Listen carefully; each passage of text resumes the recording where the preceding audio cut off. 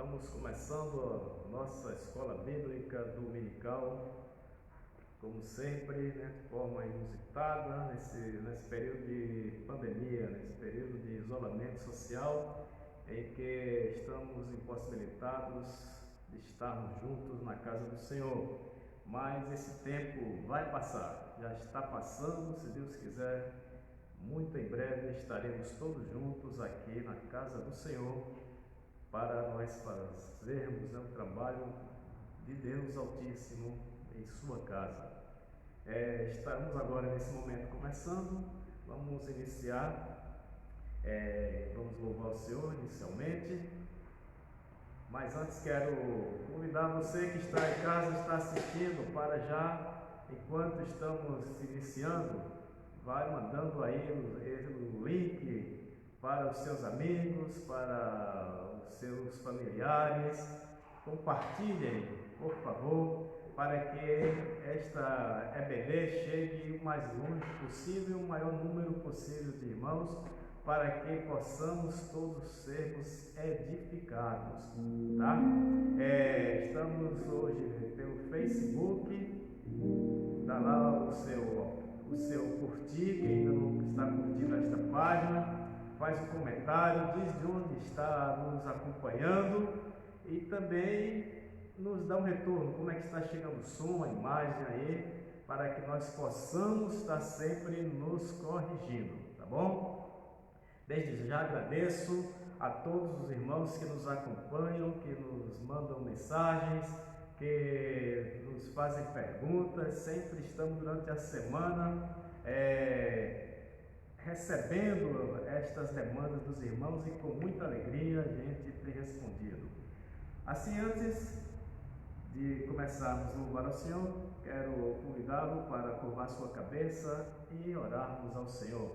Apresente este trabalho a Deus para que vidas possam ser edificadas, para que pessoas que estão em seus lares, isoladas socialmente e que estão afastadas da igreja por essa obrigatoriedade circunstancial. Mas oremos para que o Senhor possa, nesta manhã, abençoar este ensino, abençoar a palavra que vai ser proferida e que ela possa encontrar guarida em todos os corações. Curve sua cabeça e ore ao Senhor. Pai querido, a Ti rendemos toda honra, toda glória, louvor e adoração para sempre. Senhor, pois só Tu és o único Senhor e Salvador. Só Tu és o único que é merecedor do nosso louvor, da nossa adoração. Pai querido, agora neste momento eu entrego este trabalho em Tuas mãos, Senhor. Só Tu sabes quantas pessoas estão, Senhor, espalhadas por este país, neste momento conectado conosco. Somente Tu sabes as condições de cada coração. Assim eu Te peço, Senhor, vai em cada lar, em cada pessoa e traz, Senhor, alívio, refrigério a sua alma. Senhor, nos abençoa, nos guarda, inspira-nos, Senhor, para que possamos dizer tão somente aquilo que Tu queres e que as pessoas necessitam ouvir. E assim Te agradecemos em nome de Jesus. Amém. Vamos louvar o Senhor com o hino 296 com o nosso irmão Carlson, que vai então ministrar o louvor. Em nome de Jesus.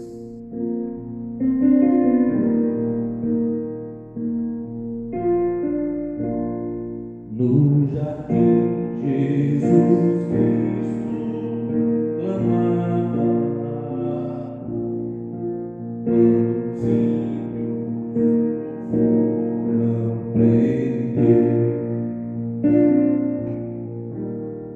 e falando com o Pai suplicava pelo cálice beber.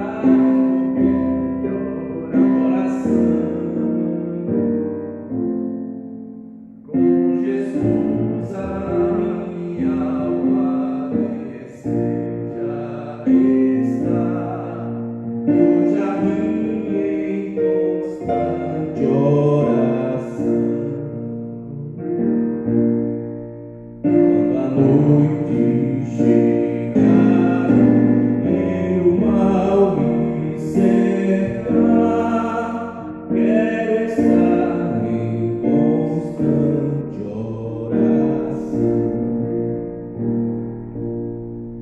Jesus teve completa vitória, porque sempre viveu em oração. Os santos chegarão à glória, sob oração. Com Jesus a minha alma deseja estar no jardim em constante oração. Quando a noite chegar e o mal me cercar, quero estar em constante oração. Renovados em força serena,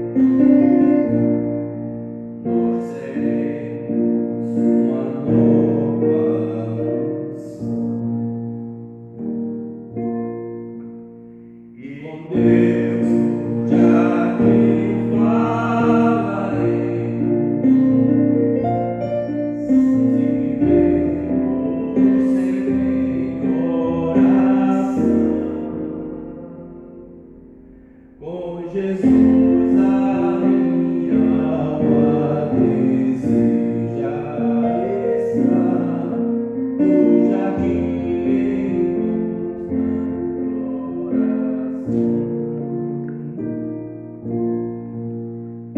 a noite chegar e o mal me cercar, quero estar em constante oração.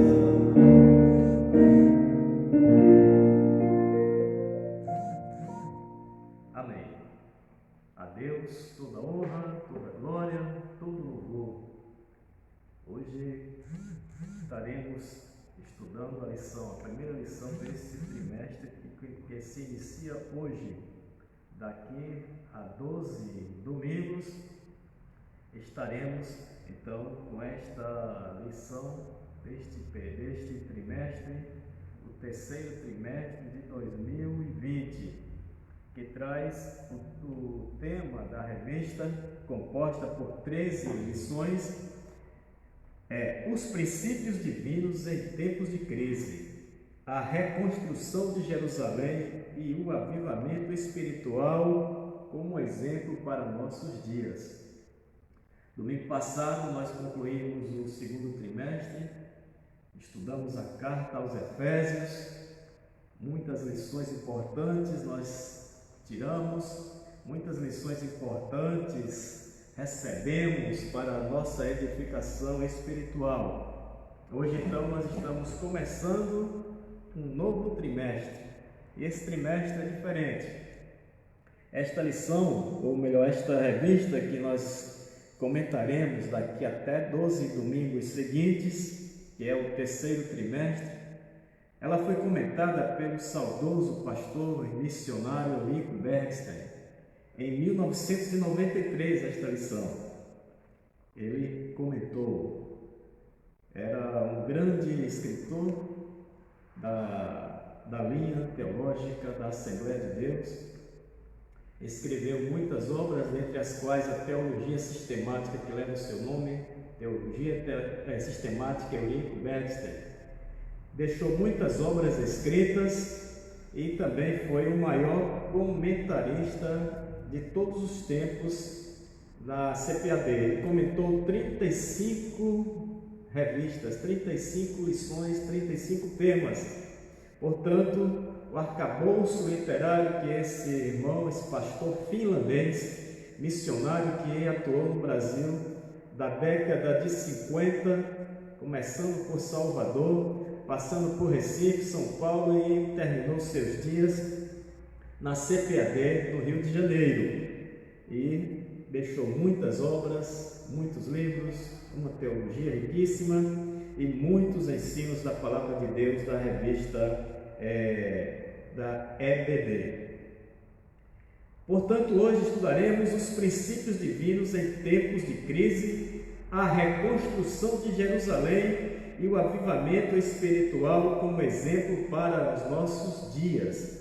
Então, este é o tema de toda a revista, que ao longo desses 13 domingos, contando com hoje, vão nortear o ensino da EBD em todo o território brasileiro, onde a Assembleia de Deus do Brasil chegar. Tá? Então, desse tema, os princípios divinos em tempos de crise, a reconstrução de Jerusalém e o avivamento espiritual como exemplo para os nossos dias, eu destaco 3 palavras para nós fazermos aqui, tá, um estudo semântico delas. A primeira é princípios.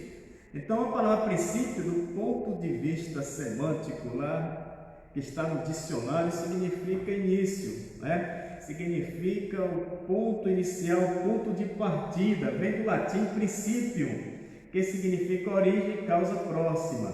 Mas, do ponto de vista espiritual, é um leque semântico que a palavra recebeu ao longo dos tempos. Princípios pode ser normas, princípios jurídicos, princípios terapêuticos, princípios de qualquer teoria. Então, é o início, ou seria também bases de sustentação de tais doutrinas, tais teorias. Do ponto de vista espiritual, são normas de conduta, normas éticas que vão embasar a vida espiritual do cristão. Quando diz princípios divinos, são os princípios de Deus, os princípios que Deus estabeleceu para que o seu povo, para que todo aquele que se prontificar a servir a Deus, eles possam então estar plantados, arraigados nesses princípios divinos.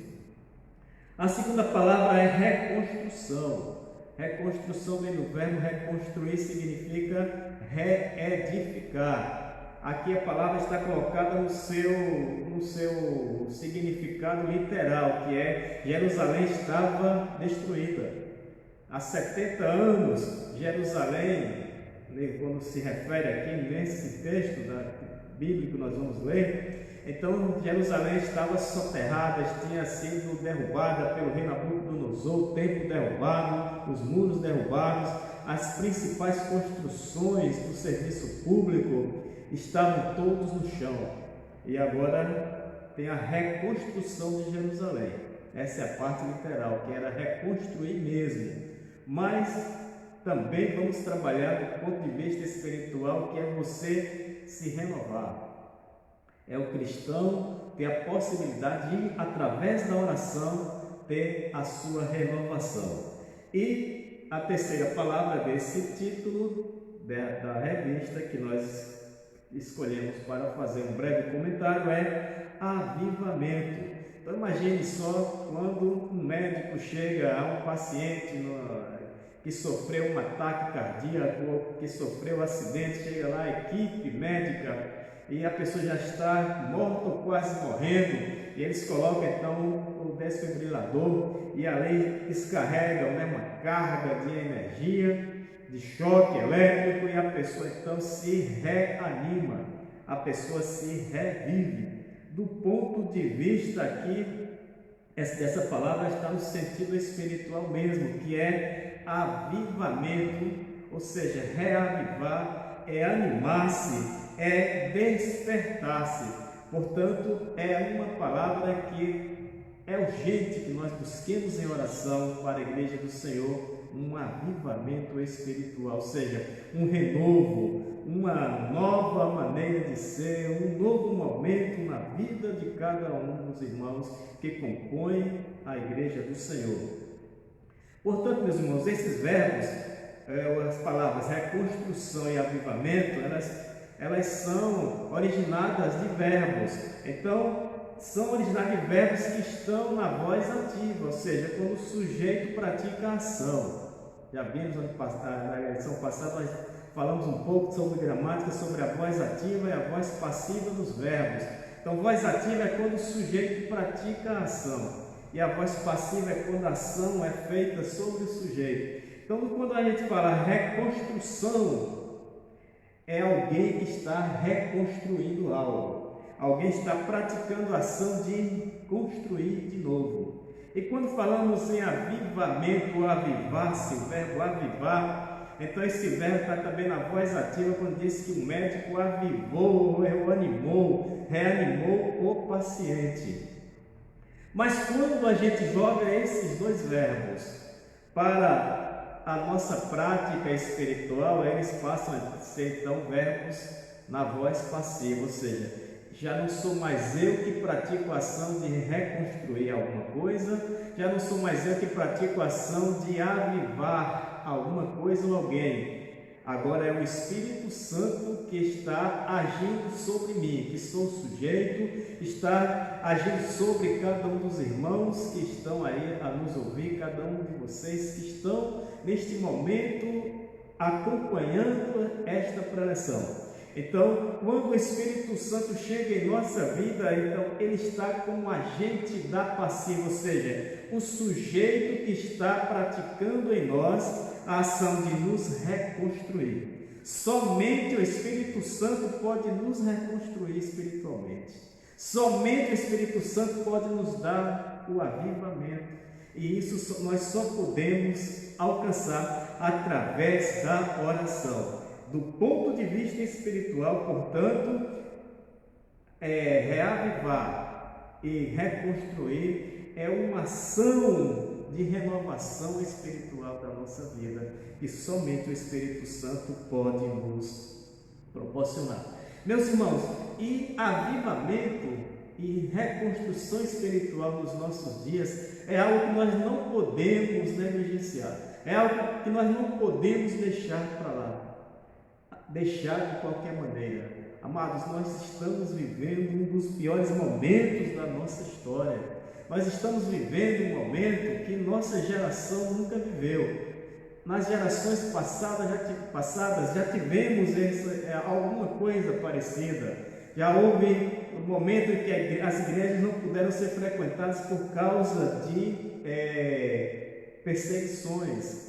Já houve um momento que a igreja também deixou de ser frequentada por causa de moléstias diversas. Mas em gerações passadas, nós podemos dizer que a nossa geração não conhece ou não conhecia esse tipo, diria, de perseguição que nós estamos vivendo, porque já não mais somos perseguidos ainda por pessoas, por autoridades, embora nós saibamos que existe aí todo um exército de pessoas lá no Congresso, nas câmaras legislativas, que estão de todas as formas mandando leis para que o trabalho de evangelização, o trabalho de adoração ao Senhor nos templos seja proibido.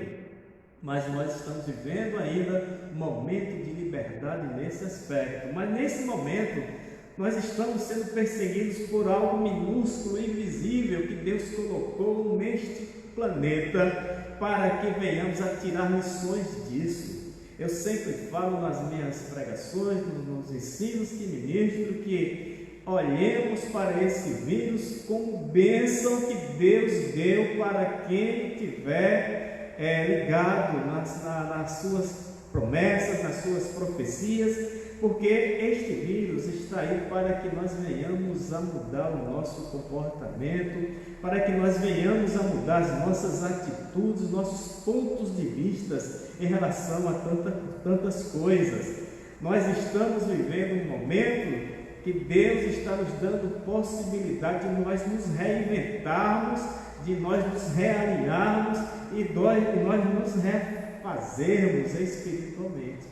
Estavam muito acomodados nos templos, nessas cadeiras tão bem confortáveis, mas alguma coisa estava faltando. Precisamos entrar em conexão com o Senhor, para que possamos entender como é que Deus quer que nós sejamos daqui para frente.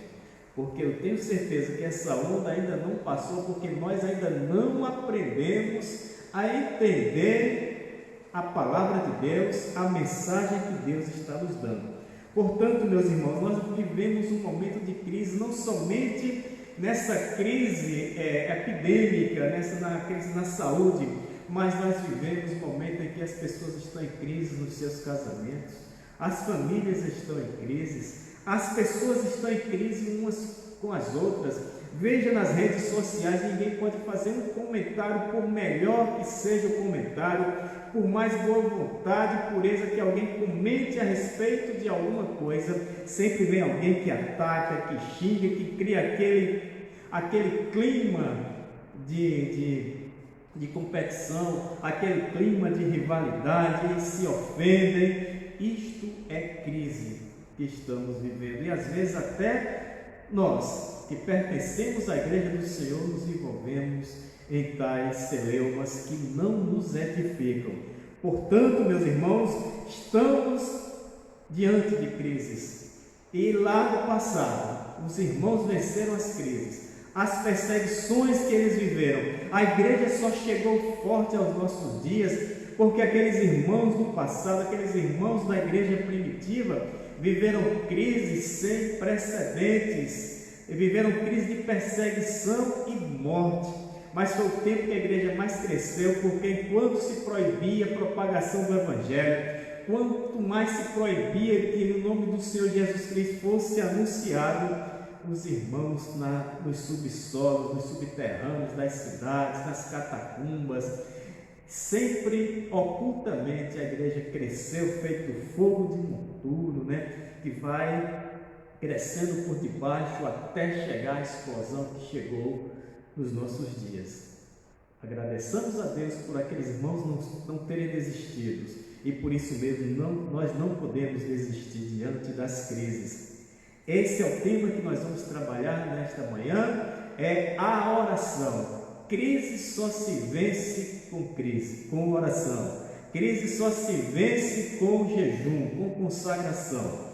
Meus irmãos, quando nós olhamos para a história do povo de Deus, nós vamos ver que esse povo passou por muitos momentos de esfriamento espirituais. Eles passaram por muitos momentos de crises. Reis que abandonaram a fé, reis que incentivaram o povo a viver no paganismo, mas em determinado momento Deus levantava pessoas para pronunciar palavras do seu nome, para promover um avivamento. A pergunta que fazemos é esta, para você e para mim. Falamos que nós vivemos um momento de crise, um momento em que a igreja está vivendo nesse tempo caótico, nesse tempo crítico, onde há crise em tudo, crise na sociedade, crise na política, como já falei, crise no casamento, na família, nas amizades, crise em todos os sistemas, em todos os segmentos da sociedade. Mas lá no passado, quando essas crises aconteciam, Deus levantava pessoas para ser o agente dele para o avivamento. Você já orou para que Deus coloque você como agente nessa crise, para que possa orar, que possa interceder, possa ser um modelo para que se produza um avivamento na igreja do Senhor, no seu trabalho, na sua casa, na sua família, no seu casamento? Você não tem que ser o maioral que vai ser conhecido no mundo todo como o agente que propiciou o avivamento, mas no minúsculo ambiente que Deus te deu, você pode ser esse agente, dentro da tua casa, no meio dos teus irmãos, entre você e o seu cônjuge. Você pode ser a pessoa que vai ser aquele que Deus está levantando para fazer a diferença onde você está, pois nós somos missionários, não como aqueles que vieram lá da Suécia, da Finlândia, dos Estados Unidos, da Europa, do modo geral, para cá e trouxe o Evangelho. Ou os nossos brasileiros que já foram para outras nações levaram o Evangelho para lá. Não, você pode ser um missionário no espaço que Deus te colocou, no teu trabalho, na tua vizinhança, em todo lugar por onde você passar, de forma minúscula, mas Deus conta com você.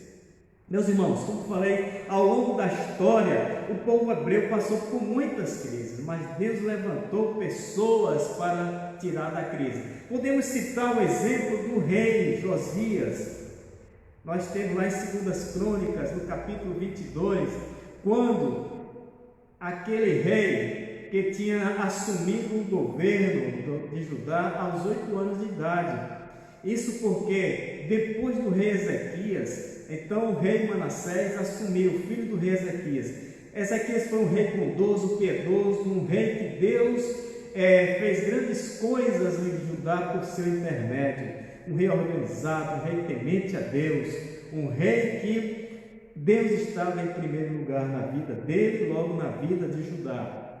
Mas após a sua morte, Manassés assumiu e foi um dos piores reis, se não o pior rei que Judá já teve. Era um rei ímpio, era um rei que governava com mão de ferro, que matava, que o argumento dele era a espada. Mas ele, ao morrer, depois de 55 anos governando com mão de ferro, durante esses 55 anos ele esqueceu de Deus. Ele permitiu que a idolatria entrasse em Judá, em Jerusalém. Ele permitiu que as pessoas começassem a serem adoradoras de deuses de fora. Enfim, mandou construir nos altos de Judá e em Jerusalém postes, imagens de deuses, e o Judá atravessou um grande momento de impiedade. Judá viveu um momento de maior abandono da fé divina, e depois de 55 anos o povo ausente, a palavra de Deus esquecida, então ele morre e assume em seu lugar o seu filho Amon, que também foi mau aos olhos do Senhor, seguiu os passos de seu pai Manassés. Mas ele foi assassinado, tão mau ele era, que conspiraram contra ele e ele morreu depois de 2 anos de governo. Então vamos somando, 55 anos de Manassés mais 2 de Amon, o filho de Manassés. Não tinha quem governar, e para que Judá não caísse nas mãos inimigas, o povo então elevou ao reinado Josias, que era o filho de Amon, com apenas 8 anos. E daí aos 18 anos ele começa a fazer um avivamento. Aos 18 anos de governo, aos 18 anos de reinado, tinha 26 anos. Então quando ele começa a fazer as reformas em Jerusalém e em toda Judá, mandando derrubar todos os ídolos, todos os postes de idolatria, ele mesmo pessoalmente viajou o país inteiro derrubando e ajudando a derrubar toda a idolatria que havia em Judá. E por fim, aos 26 anos, ele agora diz: vamos fazer uma reforma no templo. O templo precisa ser reformado. E aí, quando ele faz a reforma, os seus assessores encontram o livro que estava perdido. Então veja só, 55 anos de Manassés, 2 de seu filho Amon, e agora 18 anos de Josias, dá um total de 75 anos que o livro do Senhor estava afastado, estava escondido, estava perdido. Naquela época, 75 anos era mais de uma geração, pois Davi, quando morreu com 70 anos, era um dos mais velhos de todo Israel. Ele morreu com 70 anos, diz a palavra de Deus, farto de dias. Tanto era que ele mal andava, e era tanto frio que ele sentia que foi preciso uma pessoa para dormir sobre ele, para aquecê-lo. Também Moisés disse que a idade, o Salmo 90, diz que a idade de um homem é 70 anos. Se passar disso, é canseira e fado, ou seja, naquela época 70 anos era uma geração, mais de uma geração, porque era uma idade máxima que alguém pudesse viver. Era um ancião, era um homem senil quem chegava a 70 anos. E agora o livro estava perdido há 75 anos, ou seja, tinha pelo menos aí uma geração e meia sem conhecer a palavra de Deus. Mas diz o texto que quando Josias encontra o livro, então ele começa a se lembrar que os seus professores lá na infância, na adolescência, os seus tutores ensinaram sobre este livro, mas diziam: este livro está perdido, ninguém sabe onde está, mas é um livro que contém a palavra de Deus. Quando ele encontra este livro, diz a palavra de Deus que ele rasga suas vestes, cai sobre as cinzas, com panos, vestidos em panos de saco, como sinal de vergonha, como sinal de humildade. E daí ele convoca todo o povo para ir à praça pública e ler este livro. E à medida que esse livro era lido, o povo chorava, ele chorava, e houve então um grande despertamento, um grande avivamento em Judá, depois de 75 anos que o livro estava perdido, que o livro estava sem ser conhecido pelas gerações que tinham nascido depois do livro perdido.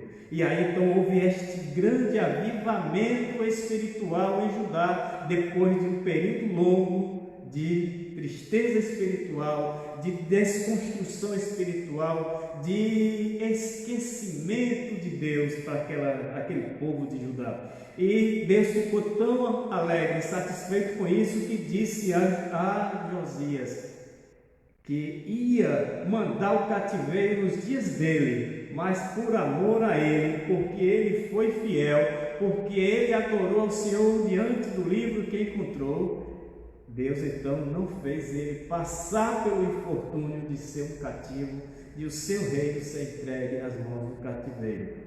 O segundo momento que o povo de Deus viveu e que houve um grande avivamento foi quando o rei Dario libertou Judá, e eles vieram para Jerusalém. E quando Neemias reconstruiu os muros, ele então levou o povo para a praça pública e leu o livro que também o povo não estava mais conhecendo. Era 70 anos de cativeiro, e já todo aquele povo que estava ali, a grande maioria que era nova, não tinha nascido ainda quando foram para o cativeiro, quando o povo foi para o cativeiro. Logo, eles não conheciam o livro da lei. Mas Neemias e Esdras foram para a praça pública ler a palavra de Deus para eles. Diz a palavra de Deus que eles começaram a ler da alva até o meio-dia, ou seja, do nascer do sol até o meio-dia, como dizem os matutos, né? No pingo do meio-dia eles estavam lá de pé no meio da praça, lendo, ouvindo a leitura da palavra de Deus. E diz o texto que havia choro, havia pranto, havia alegria, porque aquele povo estava agora tendo um contato de novo com Deus, era um renovo, era um avivamento. E isso só se deu porque Daniel e outras pessoas, mas sobretudo Daniel, que é o tema que nós vamos falar, ele orou por um avivamento, ele orou para que Deus mandasse esse avivamento, para que Deus cumprisse na vida do povo de Judá as suas promessas. O terceiro avivamento que ocorreu foi o maior que eu creio, foi um extraordinário dia de Pentecostes, quando o Espírito Santo desceu sobre os apóstolos, depois que Cristo ascendeu, depois que Cristo foi ao céu, mandando que eles ficassem em Jerusalém, até que do alto eles seriam revestidos de poder. Então, 10 dias após eles estarem ali, confinados, estavam ali em oração, ninguém saía. Existe um provérbio político que diz: ninguém solta a mão de ninguém. Então, naqueles dias eles realmente ninguém soltou a mão de ninguém, porque eles estavam orando, 10 dias de oração, até que no 10º dia desceu o Espírito Santo. E todas aquelas pessoas, diz o texto, 120 pessoas foram batizadas com o Espírito Santo, receberam uma renovação espiritual, mas não parou por aí. Diz o texto bíblico sagrado que eles saíram em alegria, falando noutras línguas pelas cidades. E o povo dizia: eles estão loucos, eles estão embriagados nesta hora do dia. E Pedro então profere um extraordinário discurso, dizendo: esse povo não está bêbado, esse povo não está embriagado, este povo está cheio do Espírito Santo. E daí ele fez uma pregação e no final o texto nos garante que quase 3.000 pessoas se converteram à fé cristã. Então isso aí é um avivamento. É um avivamento que nós estamos necessitados. Um avivamento que nós estamos precisando urgentemente, meus irmãos, sentir e viver e reviver o que é ser cristão. O que é ter a certeza, a esperança de salvação, para que nós possamos ver outra vez as almas adentrando os cultos, chorando, pedindo: eu quero ser cristão, eu quero aceitar Jesus Cristo.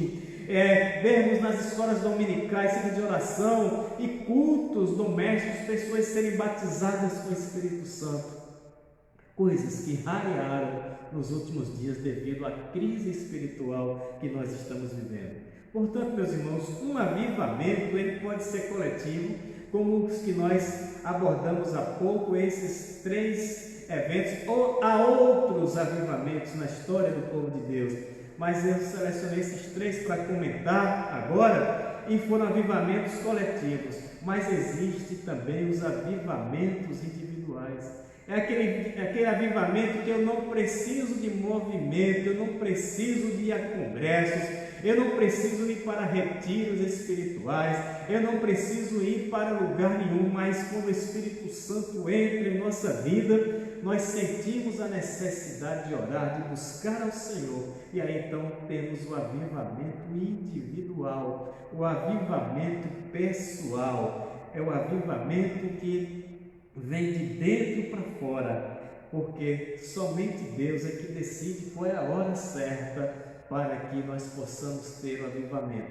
E Ele decide a hora certa, mas quando estamos buscando o avivamento, você pode buscar 1 dia, 2 dias, 1 semana, 1 mês, 1 ano ou mais, mas na hora certa é Deus que manda o avivamento, porque é Ele que decide a hora em que nós precisamos, ou que vamos então ser contemplados com o seu renovo, com o seu avivamento, com a reconstrução da nossa vida.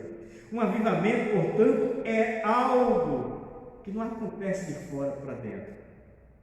Nós praticamos muitos desses erros nas nossas igrejas e muitas vezes se quer ver a transformação da pessoa de fora para dentro, quer que a pessoa mude toda a sua aparência, todo o seu jeito de ser, toda a sua vestimenta, todo o seu vocabulário, assim como uma ordem: não faça. Mas isso, meus irmãos, só acontece de dentro para fora, só quando o Espírito Santo entra na vida da pessoa, quando o Espírito Santo entra lá e destrói o que tem que ser destruído e reconstrói, reaviva, reanima, e aí então de dentro para fora a pessoa vai demonstrando, que ele é uma nova criatura, que ele é uma nova pessoa, que ele é uma pessoa avivada. Portanto, o efeito do avivamento é contagioso.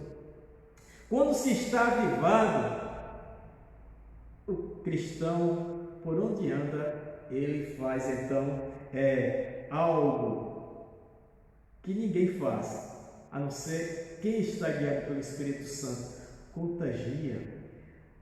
A pessoa maltrata no trabalho e a resposta do cristão é diferente da resposta do ímpio. Quando se é maltratado, perseguido, quando se é hostilizado em qualquer lugar, no trânsito, na rua, o ímpio devolve com hostilidade, violência com violência, palavras duras com palavras duras. Mas o verdadeiro cristão pratica o que a palavra de Deus diz, que a palavra branda desvia o furor, mas a palavra amarga, a palavra pesada, então ela suscita mais palavras pesadas. E assim, por onde anda o cristão avivado, ele vai então surpreendendo. Alguém faz algo que é para você revidar com palavras ou com ações, mas revida com um sorriso e com Deus te abençoe. Diz: eu estou orando por você. E ali quebra toda a ação maligna de querer te destruir, porque o avivamento ele é contagioso. As pessoas vão olhar para você e ver coisas diferentes. Nós só podemos ter avivamento, meus irmãos, através da oração constante. Jesus Cristo, em Lucas 11, 9 e 10, ele diz algo lindíssimo, algo assim que, se formos pregar só neste trecho, seria muito tempo, muitos minutos, falando, dissertando sobre o que Jesus disse em Lucas 11, 9 a 10, que diz, por isso, pedi, dar-se-vos-á, buscais e achareis, batei e abrir-se-lhe-á, pois todo aquele que pede recebe, o que busca encontra, e aquele que bate a porta será aberta. Tá? Então veja só, o que é que Jesus fala? Olha os verbos que ele diz: peçam, busquem e batam. Então são três coisas gradativas, são coisas gradativas. Primeiro, pedir. Um pedido é algo simples, você pode pedir uma vez, você pode fazer isso? Ou diz: Deus, faz isso. Então isso é um pedido simples. Agora, quando você passa a buscar, aí você faz como propósito a sua vida. O buscar, ele é constantemente. Eu peço alguma coisa, mas se eu quiser buscar tal coisa que eu pedi, eu tenho que colocar como propósito nas minhas orações. Eu posso orar por um propósito, por um dia, por 2 dias, por um ano, por 10 anos ou por muitos anos. Tem irmãos que já partiram orando por um propósito, mas tenha certeza que Deus não esqueceu os propósitos daquele irmão que já partiu. Quantas bênçãos Deus dá ao cristão depois que aquela pessoa já partiu. Então pediu por a salvação do filho, pelo batismo com o Espírito Santo por alguém, pediu a resolução de alguma causa em vida, mas aquele irmão partiu, mas o pedido ficou lá, o pedido ficou em análise, o pedido ficou na mesa do Senhor e não foi caducado, não caducou aquele pedido, não foi rasgado porque a pessoa partiu, não, continuou. E muitas vezes Deus responde orações dos seus fiéis, dos seus santos que já estão na glória, porque isto é buscar, e bater é insistir. Até nessa própria passagem, mais adiante, Jesus fala daquele amigo importuno que chega e diz: se alguém chega de madrugada bater na tua porta, ou alguém bate a porta e o dono da casa diz assim: olha, não vou atender porque já estão todos dormindo, não importune, mas ele insiste, bater a porta, e Jesus, e até que ele vai e abre, se cansa de ouvir alguém batendo, ele vai lá e abre. E a gente diz: olha, se aquela pessoa não atendeu porque é seu amigo, ele vai atender porque você insistiu. Ora, se uma pessoa faz isso, quanto mais Deus, ele vai se compadecer de quando você pede, quando você busca e quando você bate. Então vamos conjugar esses verbos, meus irmãos: pedir um avivamento, buscar um avivamento e bater a porta de Deus em busca deste avivamento que nós precisamos. Daniel foi um grande exemplo de oração constante. Daniel foi exemplo do que nós estamos falando. Nós estamos agora, falei sobre o título da revista e agora o título da lição. A primeira lição é: Daniel ora por um avivamento. Então Daniel orou pelo avivamento que nós falamos que Neemias vivenciou. Daniel orou pelo livramento, porque para ajudar a ser libertado do cativeiro babilônico. Então todas as orações que Daniel fez, porque ele orava 2 vezes, 3 vezes por dia, todo dia ele orava ao Senhor. Então, por meio de suas orações, Daniel influenciou grandes reis, Nabucodonosor e Dario. Esses homens, reis fortes, muitas vezes malvados, mas eles se dobraram para o Deus Altíssimo. Nabucodonosor chegou a dizer que o Deus Altíssimo de Daniel era o Deus dos deuses, ou seja, estava acima dos próprios deuses da Babilônia em quem aquele rei cria. Mas a palavra de Deus nos mostra que Nabucodonosor se converteu ao Deus Altíssimo, porque ele viu em Daniel algo que dizia: Deus existe, porque ninguém faz algo como Daniel faz, se não for por intermédio desse Deus. Então, meus irmãos, como Daniel influenciou a Babilônia, influenciou os deuses da Babilônia, os reis da Babilônia, nós também, igualmente, como cristãos, devemos ser enxergados nos nossos meios sociais como alguém diferente.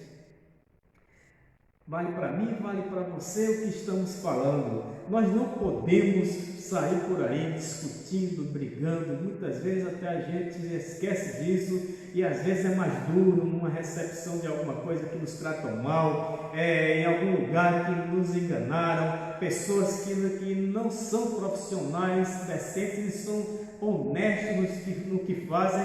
Muitas vezes nós queremos reagir com palavras duras à altura daquilo que aquelas pessoas fizeram conosco. Se fizermos assim, tanto eu quanto qualquer um de vocês, meus irmãos, nós estamos procedendo de forma diferente que a palavra de Deus nos ensina, porque nós devemos ser diferentes. Nós devemos falar de tal forma que vem impressionar as pessoas. Aí alguém pergunta: olha, nos enganam, a gente vai se deixar, nos xingam, nos gritam conosco, a gente vai engolir. Não, nós não vamos revidar, mas também não vamos engolir. Nós podemos fazer diferente, nós podemos questionar, nós podemos fazer as nossas reclamações dentro de um padrão bíblico cristão, de forma que as pessoas fiquem em silêncio, dizendo: esse sujeito disse tanta coisa, se brincar, ele me xingou e eu não percebi, porque ele fez de forma tão branda, de forma tão bonita, de forma tão elegante, ética, que a pessoa fica sem reação. É assim que nós precisamos ser, mas não é de qualquer maneira que nós somos, não é hoje sair daqui e vou fazer dessa forma, não, somente por meio de oração. Como Daniel fazia 3 vezes, orava ao Senhor por dia, e aí Deus era com Daniel, tá? Igualmente, nós temos que ser um influenciador. Existe hoje nas redes sociais os influencers, né? As digital influencers, são aquelas pessoas famosas, ou que se tornam famosas porque elas influenciam. Tudo que aquelas pessoas dizem viram lei, viram moda, viram prática. Meus irmãos, se existem pessoas que acabam sendo influenciadoras, vejo aí muitas donas de casa seguindo essas influências, né? Para decoração, para alimentação, para tanta coisa, ou para outros meios, né? Na área psicológica, na área financeira. Por que nós também não podemos ser, né, um personal influencer na vida por onde nós passarmos? E só podemos ser isso se nós buscarmos em oração, porque se fizermos diferente sem oração seremos hipócritas e haverá um momento em que a nossa máscara cai. Mas se buscarmos em oração, essa máscara nunca irá cair.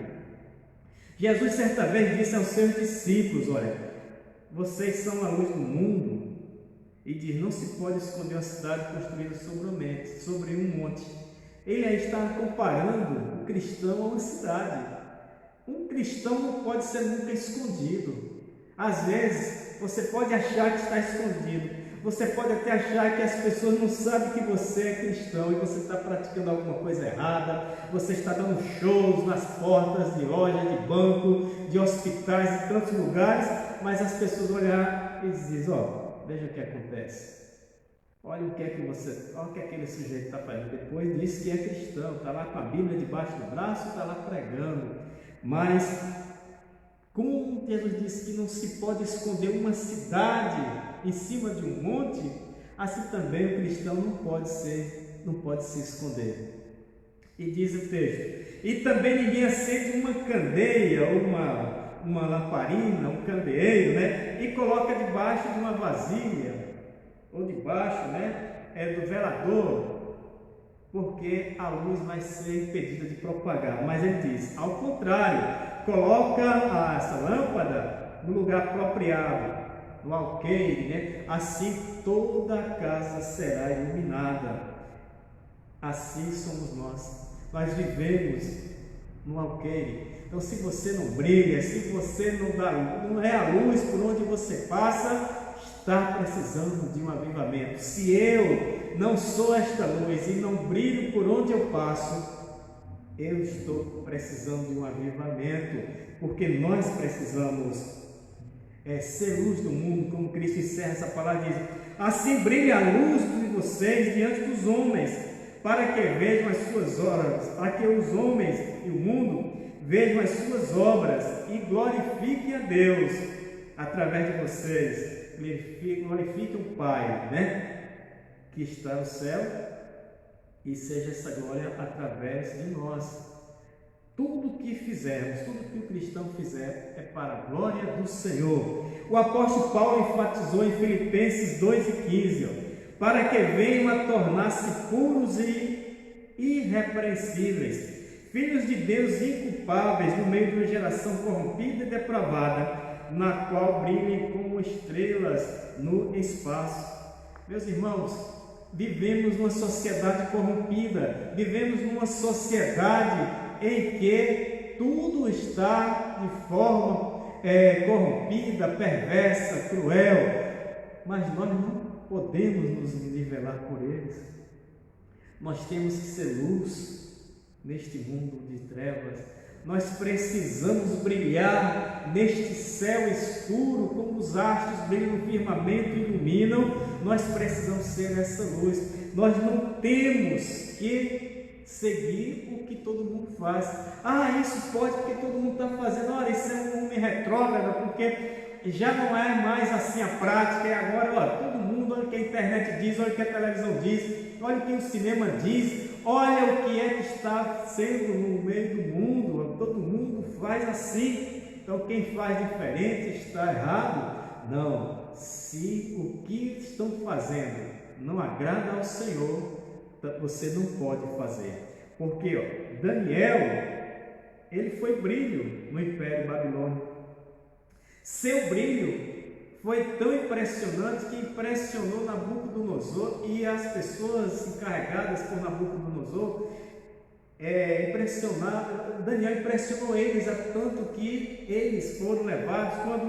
Quando Nabucodonosor invadiu Judá, invadiu Jerusalém no ano 606, primeiro ele juntou todo o ouro do templo, a riqueza que Salomão havia guardado, que havia angariado ao longo dos tempos, desde Davi, e se intensificando com Salomão. Ele levou toda a riqueza de Judá, todo o ouro que Judá tinha, ele levou. E não somente isso, ele levou muitos jovens. Ele disse: tragam jovens de boa aparência, de preferência da linhagem real, jovens bonitos que não tenham nenhum defeito, mas jovens inteligentes. Então, para isso, Daniel já foi visto nesses critérios. E quando Daniel chega lá, o rei diz para o eunuco, diz: olha, cuidem desses meninos. Toda a comida que vier para mim, que for para a mesa do rei, é para ir para a mesa deles. Eu quero esses meninos alimentados, porque eu preciso deles aqui no reino. 3 anos você vai cuidar, vai ensinar eles, você vai dar nomes novos, você vai dar roupas novas, você vai ensinar todos os nossos costumes, as nossas leis, a nossa religiosidade, sobretudo, né? Mas a comida tem que ser a minha. O alimento que for para mim tem que ir para eles. O vinho que for para mim tem que ir para eles. Irmãos, quem não quer comida boa e comida da mesa do rei? Era a comida melhor que tinha. O Império Babilônico era a nação mais forte, mais poderosa do mundo. Eram os Estados Unidos daquela época, a potência máxima em que todos temiam aquela nação. Tudo que era inovado no mundo partia dali. Todo mundo que queria fazer um sucesso era para lá que teria que ir, porque lá era a explosão para o mundo. E o rei era o maioral. O rei era um deus. E quem não queria comer a comida do rei? Mas Daniel botou no seu coração e disse: eu não quero essas comidas aí, eu abdico delas. E o eunuco: não, mas é a comida que o rei mandou você comer, é a melhor comida do mundo, mas eu não quero. Ou seja, aquelas comidas eram boas, caras, nutritivas, mas eram comidas dedicadas aos deuses da Babilônia e ao Deus rei, que era assim, o rei babilônico era também uma divindade. Então aquelas comidas eram oferecidas a eles, ao paganismo, mas Daniel disse: eu não quero. Fez um acordo que não queriam mudar a alimentação dele, dizendo que o rei poderia matar todos eles que desobedecessem a ordem do rei de mandar comida para os meninos, só comida do rei. Daniel disse: me deixa aí 10 dias comendo a minha comida, legumes e água, e você vai ver que depois de 10 dias nós não vamos estar fracos, de modo que se o rei olhar para nós não vai ver fraqueza. E assim foi feito. Depois de 10 dias, quando eles olharam para Daniel e os 4 amigos e os 3 amigos dele, né, eles então foram vistos como pessoas que estavam mais coradas e mais saudáveis do que os demais. Assim, durante 3 anos, Daniel não se contaminou. Ele era apenas um menino, 15 anos, ele poderia se empolgar, dizer: olha, eu estou mesmo na Babilônia, no centro do mundo, Deus me desprezou porque me tirou da minha casa, do meio do meu povo, do meu reino, porque ele era da família real, e agora eu estou aqui como escravo, longe da minha mãe, do meu pai, longe dos meus amigos, dos meus familiares. Eu vou comer de tudo, porque não é pecado, porque se fosse pecado, Deus não teria colocado aqui. Mas Daniel não fez isso, ele foi fiel, sincero a Deus, mesmo no momento da crise. De forma que, durante os 3 anos, ele comeu o que era hábito dos judeus comerem. E também, como hábito dos judeus, ele orou, começou orando, ou continuou orando 3 vezes por dia. E durante os 3 anos, no final dos 3 anos, foi visto nele uma capacidade excelente, porque Deus deu a Daniel o dom da visão, o dom da interpretação de sonhos, e assim Daniel foi um exemplo para todo o povo judeu. Ele não comeu da mesa do rei, não se deixou ser influenciado pelo paganismo e pela ostentação da Babilônia. Ora, ele estava lá no meio do país riquíssimo, um país luxuoso, mulheres, bebidas, farras, mas Daniel não se contaminou, ele não negociou a sua fé. Muitos anos depois, então, Daniel agora, Deus o agraciou, Deus então o recompensou por tudo isso, e pelo que ele era no reino, ele foi contemplado como sendo a segunda autoridade do reino da Babilônia. Daniel vivia integrado à Babilônia, mas não se desintegrou de Deus. Ele vivia integrado com as coisas, ele conhecia tudo da Babilônia, ele era uma pessoa atualizada, ele vivia no meio da impiedade, ele vivia no meio do paganismo, mas não negociava a sua fé com ninguém. Ele não praticava o que não precisava ser praticado, o que não era do agrado de Deus praticar. E assim a sua postura fez os reis o respeitarem. E ele era sempre lembrado nos conselhos, ele era uma autoridade perante todo o povo da Babilônia. Então, mesmo no meio pagão, ele não se deixou influenciar, mas antes influenciou o reino babilônico e os seus reis. Infelizmente, nós vemos hoje as pessoas se influenciando, sendo influenciadas pelo que vem de fora.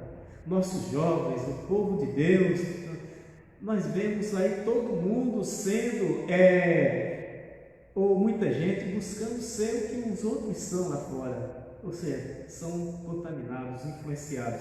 Mas sigamos o exemplo de Daniel.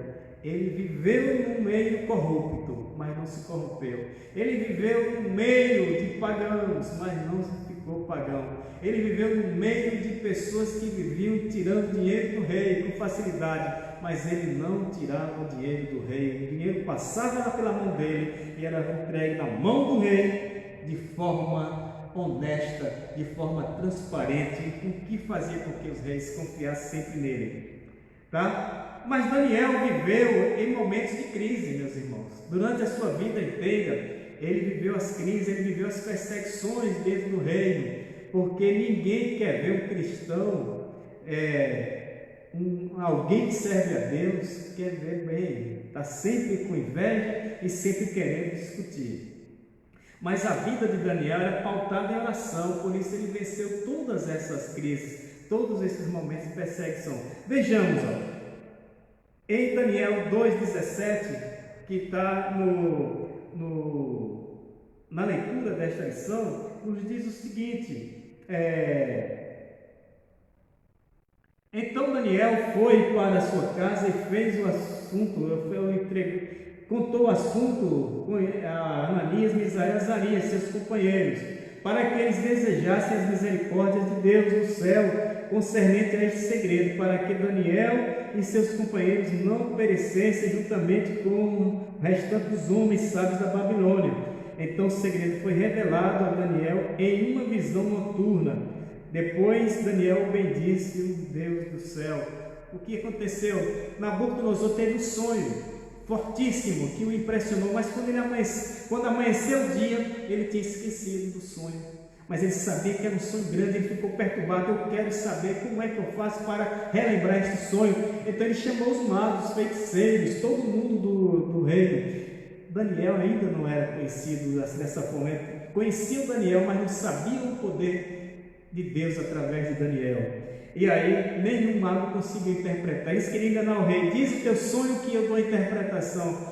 E Nabucodonosor dizia: mas o problema é esse, vocês querem me enrolar. Eu vou dizer meu sonho e vocês vão inventar palavras para me impressionar. Porque aí está o problema. Eu não me lembro do sonho, mas sei que é uma coisa grande. O que é que Deus fez, meus irmãos? Deus deu um sonho a Nabucodonosor. Fez o rei esquecer para que Daniel começasse a aparecer no reino. Ou seja, o tempo de Daniel explodir para o reino tinha chegado.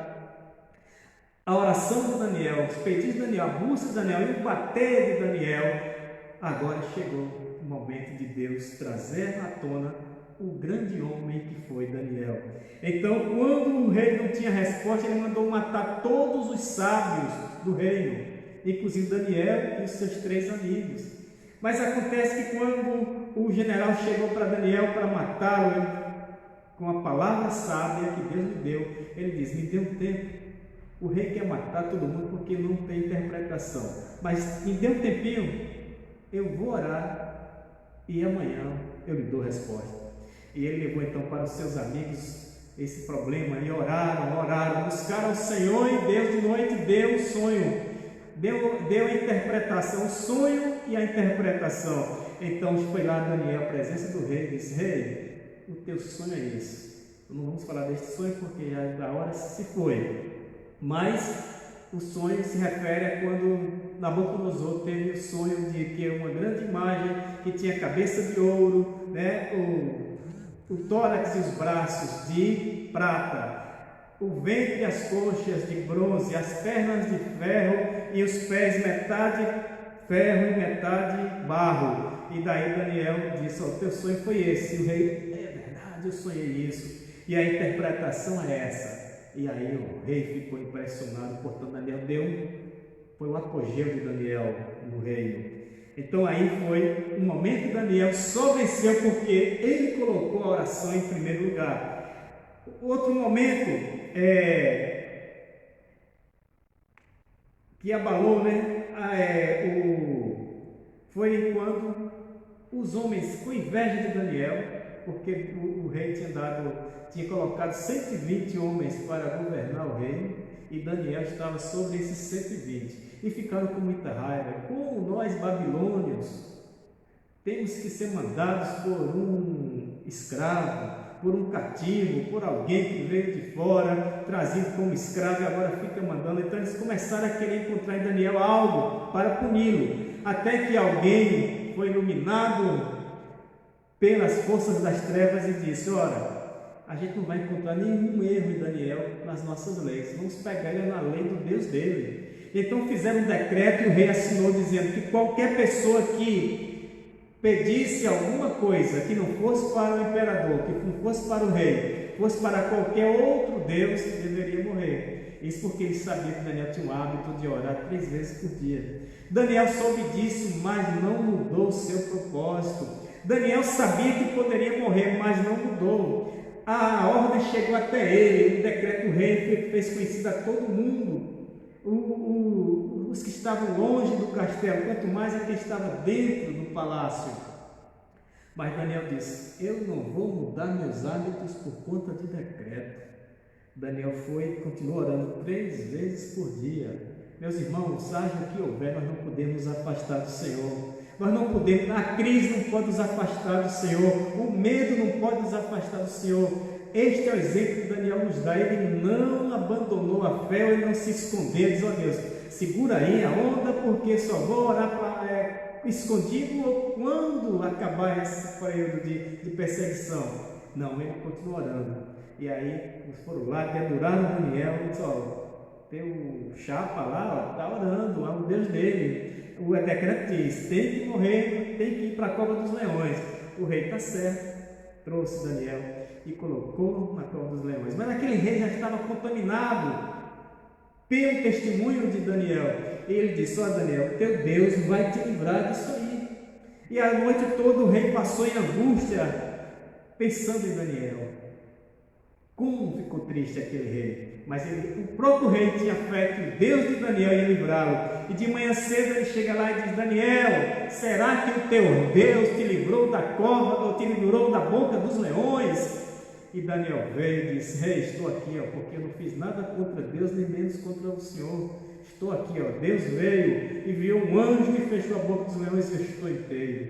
E o rei tirou Daniel, abraçou e disse: jogue todos eles que atacaram Daniel, que condenaram Daniel, que fizeram fofoca contra Daniel, joga eles e todos os seus familiares para os leões. E diz o texto que mal os corpos caíam no chão, no ar, os leões já estavam devorando, porque Deus fechou a boca dos leões para Daniel e não para os acusadores. Portanto, meus irmãos, temos que confiar em Deus, porque não é a crise, não são as perseguições que vão ser mais fortes, mas você é mais forte, porque você tem um Deus que revela segredos, que guarda dos leões, guarda dos perseguidores, guarda de todo mal. Basta que nós busquemos a Deus em oração. Daniel se angustia com a chegada do fim do tempo, da profecia. Agora Daniel já está velho, ele já está ali com mais de seus 70 anos, porque já tinha passado 70 anos. E Daniel tinha ido para lá com 15 anos. Portanto, agora Daniel já está idoso. E ele lendo a palavra, lendo a profecia de Jeremias, eu cheguei à conclusão que os anos já se passaram. Está na hora já está na hora do povo ser libertado, como Jeremias disse. E ele se angustiou e disse: ora, chegou o tempo da libertação, eu não vejo nenhuma movimentação. Daniel conhecia a palavra de Deus, mas ele foi orar: meu Deus, chegou o tempo, eu não vejo nenhuma movimentação, nenhum prenúncio de que esse povo seja libertado. Como é que pode? Então Daniel orou, jejuou e até que chegou um momento do nada, o rei Dario então chega e faz a libertação do povo de Deus. Daniel tinha enxergado que o momento tinha chegado, mas a coisa parecia que estava piorando para os judeus. É assim que Deus age, meu irmão. As coisas podem até estarem parecendo que não estão dando certo, que não vão dar certo, mas entenda, o agir de Deus é na hora dele. Mas não está me parecendo que há uma solução para isso, as coisas estão cada vez piores. O meu casamento parece que está tudo errado, está cada vez pior. Calma, ele te prometeu alguma coisa? O que é que ele te prometeu? Te prometeu que ia fazer um renovo na tua casa, no teu lar, no teu casamento? Fica quieto, que vai chegar o tempo. O meu filho está drogado, está mergulhado no mundo das drogas, da bebedeira. Eu não vejo como ele melhorar, eu vejo ele cada vez mais perto, ele está de um pior acontecer com ele, e eu só orando, sossega, porque no tempo certo Deus vai trazer o teu pedido para o trono de Deus, para o trono das resoluções, e o teu pedido vai ser então visto perante os céus, e vai ser então, portanto, deferido o teu pedido, tá? É a questão de você aguardar, porque Daniel pensava, não estou vendo nada que pareça que vai haver uma transformação, mas através do jejum e oração, ele conseguiu ver em sua vida, antes da sua morte, ele viu o povo de Deus ser mandado de volta para Judá, para Jerusalém. Assim, irmãos, diante de tudo que vimos sobre Daniel, é urgente pensarmos em buscar um genuíno avivamento em nossos dias. Daniel orou por um avivamento. Oremos também pelo avivamento na nossa igreja.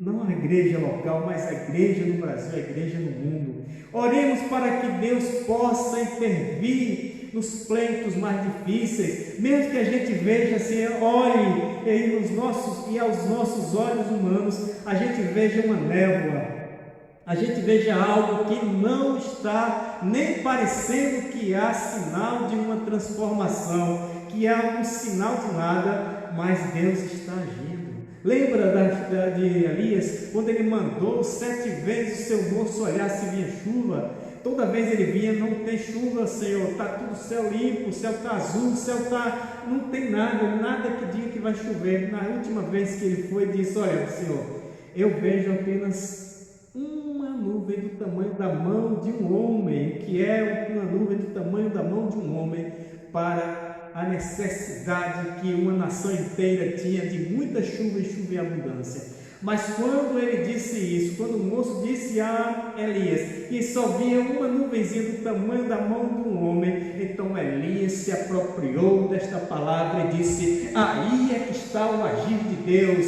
Deus está me dando uma palavra e eu vou descer agora. Ele foi lá e disse para o rei Acabe, vai para a tua casa, porque vem uma grande chuva. E diz o texto que caiu em pouco tempo esta grandiosa chuva sobre Israel, apenas porque uma nuvem do tamanho da mão do homem foi enxergada pelo homem de Deus, que ali enxergou a palavra de Deus. Deus não precisa falar muito, Deus não precisa mostrar muito para agir, porque Ele é o Senhor dos senhores. Como disse Nabucodonosor, Ele é o Deus dos deuses. Ele é alguém em que nós podemos confiar e não vamos nos decepcionar. Mas o imperativo para nós é orar. Daniel orou por um avivamento. Seguindo o exemplo de Daniel, oremos por esse avivamento em nome de Jesus. Curva a sua cabeça, querido. Se você está na sua casa precisando deste avivamento para o seu lar, para o seu casamento, para os seus filhos, para toda a sua família, qual é o reviver ou reavivar que você está precisando? Mas sobretudo o nosso reavivar espiritual. Se você já é cristão, se sente pequeno, se sente caído, deposite agora nas mãos do Senhor a tua vida. Se você ainda não é, mas ouvindo esta palavra, Deus tocou no teu coração, o Espírito Santo está tocando no teu coração, também curva a tua cabeça, ore ao Senhor, peça ao Senhor, como disse Jesus, peça, busque e bata, para que você possa achar a resolução nas mãos do Senhor. Depois manda uma mensagem para nós, para que nós também continuemos orando por você. Oremos, Pai querido, louvado e engrandecido seja o teu nome, meu Pai. Pai querido, Tu és o Senhor dos senhores, o Deus de todo e qualquer divindade que possa haver no mundo, Senhor. Tu és o Deus poderoso, Tu és aquele que não nos decepciona, é aquele que pela Tua graça infinita, pela Tua graça abundante, pela Tua maravilhosa graça, é que nós estamos aqui, Senhor, anunciando o Teu nome. Pai querido, muito obrigado por tudo. Obrigado pela palavra, Senhor, ministrada, que ela possa ter encontrado guarida nos corações aflitos, neste momento de crise, Pai, que estamos vivendo. Nesse momento, Senhor, em que o mundo está, Senhor, cada vez mais pessimista, mas levanta o teu povo, Pai, para que diante desta sociedade má, corrupta, esta sociedade amedrontada, que servos teus possam ser os diferenciais, possam ser a luz, meu Pai, que possa brilhar no firmamento. Deus querido, abençoa cada vida que aqui nos acompanhou, cada família, Deus, cada um que está vivendo o seu problema, que está vivendo a sua necessidade de um avivamento. Contempla os corações de cada um, Pai, para a honra e glória do teu nome. E assim que a tua bênção recaia sobre cada um, em nome de Jesus. Amém. Que Deus abençoe a todos. Até domingo, em nome de Jesus.